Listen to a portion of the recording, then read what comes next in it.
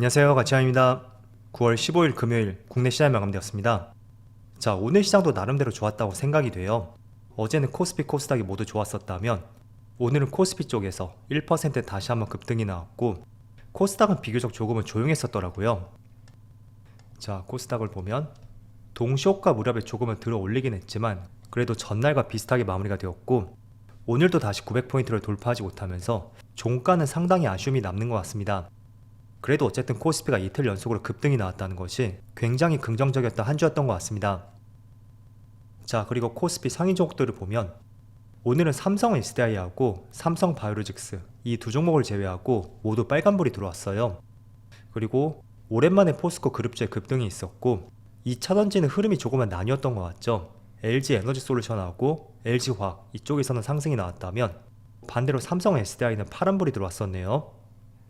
그리고 코스닥은 코스닥은 다시 한번 로봇 관련주 레인보우 로보틱스의 급락이 나왔었고 에코프로 그룹주도 좋지 않았었고 또 엔터기업도 좋지 않았습니다. 그리고 코스닥 쪽은 특히 제약 바이오주 이쪽이 나름대로 선방을 했었고 그 외에는 시장 흐름이 그렇게 썩 좋지는 않았어요.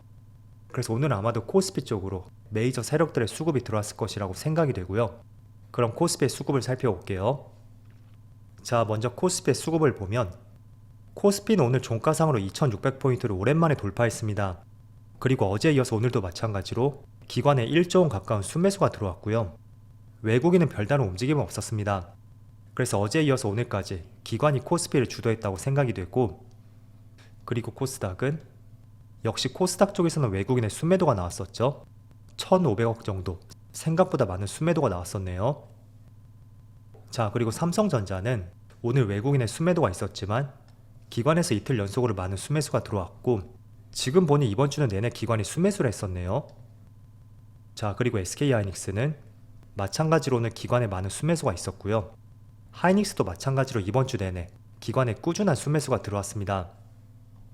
자, 그리고 오랜만에 급등이 나왔던 포스코홀딩스는 외국인은 여전히 많은 순매도가 나오고 있지만 오늘 기관과 개인에 의해서 주가에 큰 상승이 나왔다고 생각이 되고 그리고 레인보우 로보틱스 이번 주는 대체적으로 주가 흐름이 좋지 않았어요. 그래도 외국인의 꾸준한 순매수가 들어왔다면 오늘은 모처럼 외국인의 많은 순매도가 나왔었네요. 그리고 주체별 매매 동향에 대해서 살펴보도록 하겠습니다. 9월 15일 외국인이 가장 많이 매수한 종목은 금양, 하나금융지주, LG전자, 우리금융지주, SK이노베이션 오랜만에 금융주가 두 종목이나 포함되어 있네요. 그리고 기관은 삼성전자, SK하이닉스, 포스코홀딩스, LG화학, 에코프로 어제에 이어서 오늘도 반도체 관련주를 가장 많이 매수했습니다. 자, 이어서 해외 증시를 볼게요. 전날 미국 증시의 흐름은 괜찮았었죠. 나스닥이 0.8% 상승이 나왔고 그리고 지금 위치를 보면 단기 이평선이 모두 모여있는 위치예요. 그래서 5일선이라든지 20, 60 비교적 단기 이평선이 모두 몰려있고 또 최근에 그 구간에서 움직임이 나왔었지만 어제는 그 이평선 위에서 장이 종료가 되었어요. 일반적으로 주가가 상승할 때 이평선을 모았다가 수렴한다고 하죠. 그리고 수렴을 거치고 나서 상승이든 하락이든 그런 방향이 나오기 마련이거든요. 그런데 지금의 나스닥의 위치를 보면 이번 달 동안은 단기 이평선을 모두 수렴시켰고 또 어제 마무리된 위치를 보면 조금은 상승적으로 방향을 틀지 않을까 그렇게 생각이 되는 움직임이 나왔습니다. 물론 주식에는 100%는 없는 만큼 항상 시장 흐름에 대해서 예상을 해보고 그 시장 흐름과 반대가 되었을 때는 조금은 비중을 줄인다든지 리스크를 더 는 쪽으로 그렇게 방향을 잡아야 됩니다. 그래서 어느 시점에서 사면 무조건 100% 수익이다 그런 것은 절대 없으니까요. 확률적으로 어디에 가까울 수 있는지 늘 그런 부분을 생각해 보시고 우리는 100%가 아니라 최소한 60에서 70%그 정도의 확률을 목표로 투자해 나가자고 말씀드릴게요. 그리고 S&P 500은 S&P 500도 비슷하게 상승이 나왔고 이것도 지금 이평선이 비슷한 것 같아요. 5일선, 21선, 61선 모든 이평선이 모여있고 어제는 그 위에서 마무리가 되었죠. 그래서 오늘 밤부터 다음 주까지 정말로 시장의 방향을 상승적으로 잡을 수 있는지 같이 한번 지켜보자고 말씀드릴게요. 자, 그리고 다우지수를 보면 다우지수도 공교롭게도 비슷한 흐름이 나왔습니다.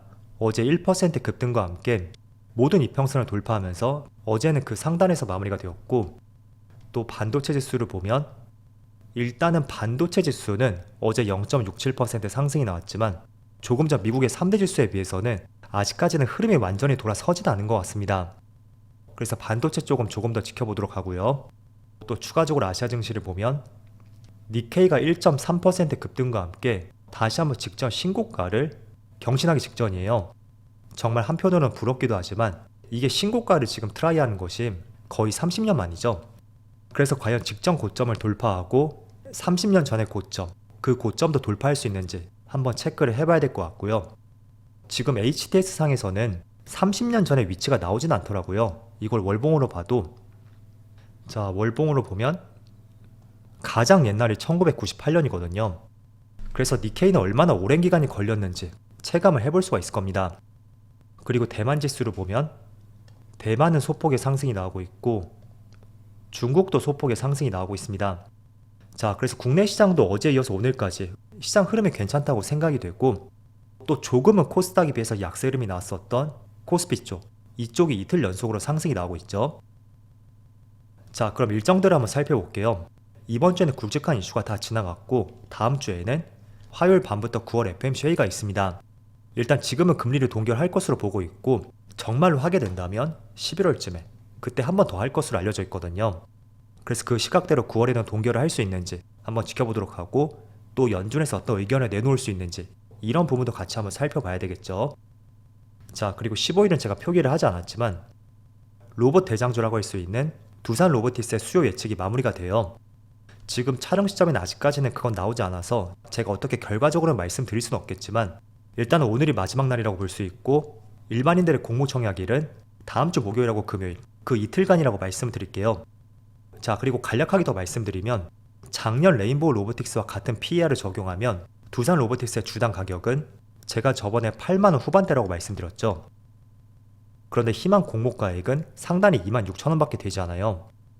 그래서 그런 것들을 보더라도 조금은 청약에 대한 메리트가 있다고 생각이 되고, 또 레인보우 로보틱스에 비해서도 매출도 4배 이상이나 많은 기업이거든요. 그래서 그런 대장주적인 성격을 보더라도 기관의 수요 예측이 정말 잘 나온다면 한 번쯤은 청약에 대해서도 긍정적으로 생각을 해보시는 것도 괜찮을 것 같습니다.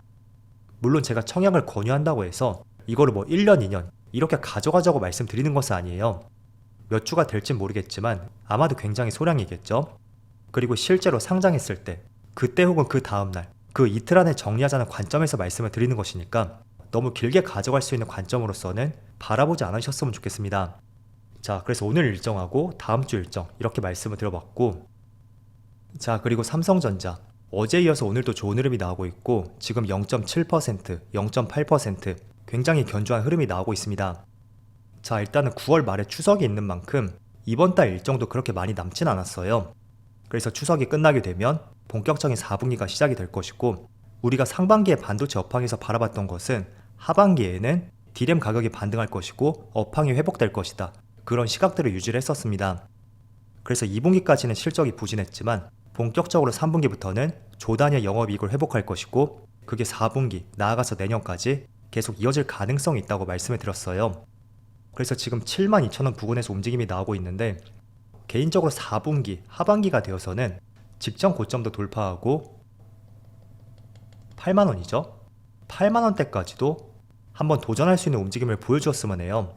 그래야지 반도체 모든 업종도 살아날 것이고, 또 전체적인 시장 분위기 자체가 굉장히 긍정적으로 또 바뀔 수가 있는 만큼 지금 현재 위치에서는 지금 메이저 세력들의 수급을 봤을 때는 직전 고점을 돌파할 가능성이 상당히 높아 보입니다. 그래서 하반기는 정말로 반도체 업황에 대해서 의미 있는 주가의 변화가 나올 수 있는지 그런 부분 한번 살펴보시고요. 또 직전 고점을 넘어서 7만원 후반대까지 올라간다면 분명히 8만원 돌파에 대해서도 기대감이 조성이 될 수도 있습니다. 그래서 항상 주식이라는 것은 매수는 매수를 부를 수밖에 없고 또 매도는 매도를 부른다, 이런 말 한 번쯤 들어보셨죠? 그래서 본격적으로 하반기에 주도주가 될 수 있는지 같이 한번 지켜보도록 하고요. 또 하이닉스를 보면 하이닉스도 최근에 5거래일 연속 상승과 함께 마찬가지로 직전 고점을 돌파하려는 그런 움직임이 나오고 있습니다. 그래서 오늘도 반도체 관련주가 좋은 흐름이 나왔었고, 주된 이유는 두 가지인 것 같아요.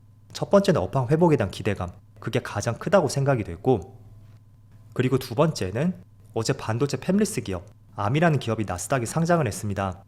자, 그런데 첫날에 25% 급등이 나왔어요. 그래서 이런 것도 반도체 관련주에 대해서 시장의 이목을 끌었다고 생각이 되고, 관련주들로 수급이 몰릴 수 있는 하나의 이유가 된다고 보고 있습니다. 그래서 반도체 관련주는 본격적으로 4분기부터 움직임이 나올 가능성이 상당히 높으니까 이런 부분도 한번 주목을 해보시면 좋을 것 같아요. 그리고 지난달에는 중국의 부동산 문제도 있었고 또 중국의 7월 소매 판매라든지 산업 생산지수 그리고 청년 실업률까지 모든 지표가 굉장히 좋지 않았습니다. 그런데 부동산 문제도 조금은 지나가고 있는 것 같고 또 오늘 발표된 중국의 소매 판매 지수하고 산업 생산 지수 예상보다 선방을 했다는 의견이 있더라고요. 그래서 이러한 내용도 국내 시장에 있어서 조금은 긍정적으로 영향을 미치는 것 같고요. 그리고 어제 나온 기사를 보면 엔비디아가 AI를 넘어서 메타버스까지 진출한다. 이런 타이틀의 기사가 하나 나왔습니다.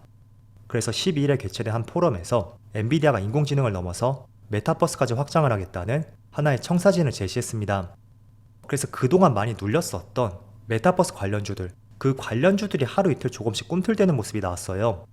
대표적으로 MP라는 종목이 기억이 남는데 하루 이틀 반짝 상승에 그칠 것인지 아니면 메타버스도 몇 년 동안 지금 눌렸던 만큼 새로운 시각과 전망들이 또 나오면서 방향을 틀 수 있는지 그런 부분도 한번 관찰해보는 것도 좋을 것 같습니다. 물론 지금 당장 투자를 하자는 건 아니에요. 이런 내용이 있었고 하루 이틀 꿈틀대는 모습이 나왔던 만큼 한번 관망을 해보면서 정말로 메타버스 관련주들의 상승이 나오는지 그런 부분을 지켜보자고 말씀을 드리는 것이니까 내용들을 한번 이해해보셨으면 좋겠습니다. 자, 다행히도 코스피가 이틀 연속으로 큰 상승이 나오면서 나스닥과 S&P 500과 마찬가지로 단기 이평선을 모두 돌파하면서 그 상단에서 움직임이 나오고 있습니다. 그래서 다음 주도 이런 좋은 흐름이 이어지기를 한번 기대해보면서 오늘 영상 마치도록 하겠습니다. 자, 그럼 편안한 주말 되시고요. 저는 다음 주 월요일 영상에서 다시 찾아뵙도록 하겠습니다. 감사합니다.